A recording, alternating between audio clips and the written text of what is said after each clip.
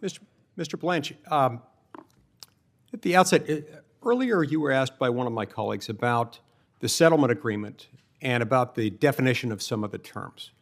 Now, as I've been going through that, it seems to me that some of those terms were defined earlier in the agreement, albeit not in the section of the agreement that you were shown on the board. Is that correct? Yes, Senator. And those make a difference, do they not, to the nature of the question asked to you? Yes, of course, yes. You have no reason to believe that the so-called weaponization fund will continue because of the settlement agreement. Is that correct? I am confident it will not. Right.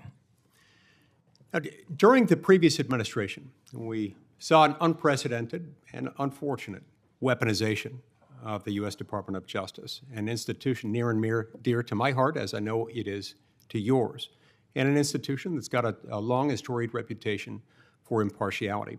Public trust in law enforcement plummeted as a result. That should concern every member of this committee and indeed every American.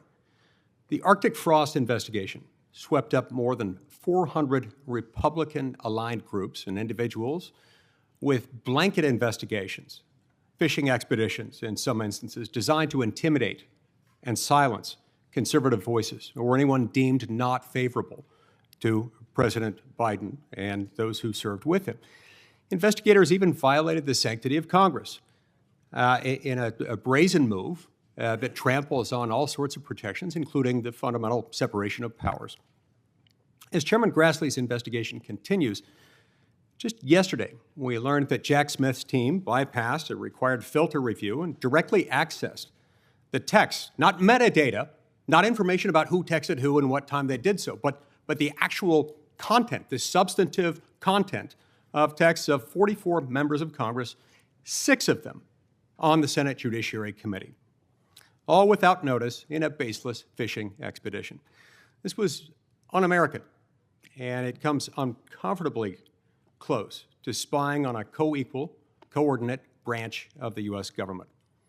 As you know, protecting individual liberty and our constitutional rights is a top priority of mine. I appreciated your testimony in May before the CJS Appropriations Subcommittee, in which you called the secret collection of phone records from a dozen members of Congress, quote, the worst form of abuse, close quote.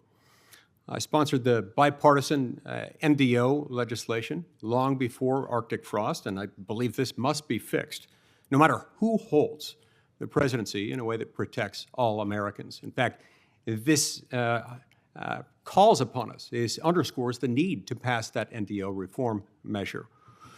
What steps have you already taken in your capacity as Deputy Attorney General and now Acting Attorney General? And what reforms do you plan in the future to end these practices and this trend of weaponization within the department?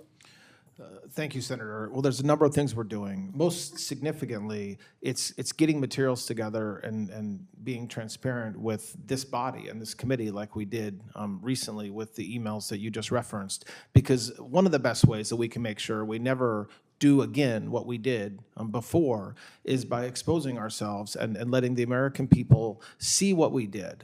We're also taking steps to right the wrongs. So that means, again, going back and issuing reports and issuing findings and conclusions around not only what the Department of Justice did at times, but other agencies within the executive, and holding ourselves to account that we shouldn't do it again. And the most important thing, and it's come up a lot today, but it is just having prosecutors prosecute bad guys. And so it's getting prosecutors out of D.C. and into U.S. attorneys' offices and unleashing them to do what they should be doing and what they should have been doing for the past 4 years as well, which is tackling the drug pandemic and epidemic we have in this country, going after the fraudsters. And that's the best way to make sure that the next Department of Justice continues doing the right thing and not the wrong thing. That's wonderful. Sometimes when you're doing the things that are not supposed to be done, you're not doing the things that are supposed to be done. I appreciate your efforts in that regard. On another topic, federal law prohibits non-citizens from voting in federal elections. Separately, a law called the National Voter Registration Act of 1993, sometimes known as the NVRA, requires, among other things, that the states keep their voter registration files clean, removing voters who have died, who have become ineligible, and to make those maintenance records available for public inspection. The Department of Justice has relied on that disclosure requirement to request state voter rules and to confirm compliance with this mandate in the NVRA among the states. But a number of states have refused. And when the Department of Justice has sued in order to correct this problem, some federal courts have issued rulings indicating that the NVRA doesn't clearly authorize the NVRA. The NVRA doesn't clearly authorize this kind of compelled production of the complete voter registration files. So the department is thus left without a reliable, viable enforcement tool, even where noncompliance might be staring us in the face, as it is in some jurisdictions. Put simply, non-citizens can't legally vote. But a number of these states, blue states more than others, are doing everything they can to prevent the Department of Justice from enforcing the law. In the meantime, we've got an interpretation of other provisions of the NVRA that have made it, in tandem with this other problem, virtually impossible to enforce the law prohibiting non-citizen voting in federal elections. In your view, would the Save America Act give the Department of Justice clear authority in its efforts to protect the sanctity and security of those elections? Yes, absolutely. Yes. Thank you. I appreciate that very much. This is a very important issue. Now, under your leadership, the Department of Justice fraud enforcement has seen some real success. You've got a lot of success stories under your belt already. Can you describe how you're leading that effort in the department to combat citizen fraud, healthcare fraud, and fraud in taxpayer-funded programs and organizations? Yes, we're making it a high priority. We're working with the White House and the Anti-Fraud Task Force and unleashing, again, having prosecutors focus on fraud. And so that means working with inspectors general, that means working with the FBI, DHS, to get these cases, take them to prosecutors. The fraud division itself is being built up. We've already had tremendous success just in the past 4 weeks in recovering billions of dollars that had been stolen from the FISC. And this is work that is just starting. We've always done fraud cases. This isn't a new thing for the Department of Justice to do, but the focus on these fraud cases and the focus on every U.S. attorney having multiple prosecutors focused on going after fraud cases is something new, and it's something that is important to President Trump, and it should be important to everybody, not a Republican or Democrat issue at all, and that's why we're doing it. Shifting gears a little, tell us just very briefly about what the department's doing under your leadership to protect children from predators. Listen, there is no greater responsibility prosecutors have than protecting our most vulnerable. And so we recently stood up, I have a leader, she's here today, running our task forces going after any sort of human trafficking or child predators in those cases, making sure we're coordinated.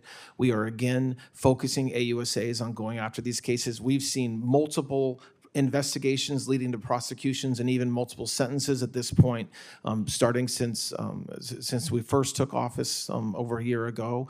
And again, this is about spending resources where they should be spent. So instead of spending time in D.C. working on cases that we really have no business working on, we are out in the field protecting our victims, protecting children, and going after the predators that are in every community and putting them in federal prison. I'd like to turn now briefly to Section 702 of the Foreign Intelligence Surveillance Act, FISA 702. And I want to address some of the repeated claims made by some of my colleagues that our intelligence collection under 702 would go dark when the statute lapsed as of midnight on June 12th. As you know, Section 702 operates under year-long certifications approved annually by the FISA court. Is that correct? Yes, that's correct. And the government most recently obtained approval of its 702 certifications in March of this year. Is that correct? It did, yes. So those certifications remain valid until they expire, right? Correct. And they don't expire until midnight on March 16th of 2027. Is that correct? That is correct. Okay. So in the event that the telecommunications providers don't comply, the FISA court can and would compel compliance and impose fines. Isn't that right? We would certainly try, yes. Okay. We would come. Thank you. I want to echo briefly what my colleague, Senator Coons, has commented with regard to the Safer Supervision Act to ensure that supervised release is focused on those who need it, promoting both efficiency and public safety. So thanks for your comments on that. I really appreciated those. And then also, some of my colleagues have mentioned a recent court order in the case regarding the leak of President Trump's tax returns and the ensuing settlement. Responding to that opinion, was there any improper coordination of any kind between the Department of Justice and the Trump team as to this settlement? No, not at all. Okay. So, in fact, the case itself was settled based on an apology without any compensation being awarded, without the president receiving a penny. Isn't that right? Correct, and completely consistent with the Federal Rule of Civil Procedure 41, which absolutely allows what happened here to happen. It happens in hundreds, if not thousands, of cases around the country every year. For any entity, whether it's the U.S. government or otherwise, that's been sued for $10 billion or any significant sum of money, that seems like a pretty darn good deal. I see my time's expired.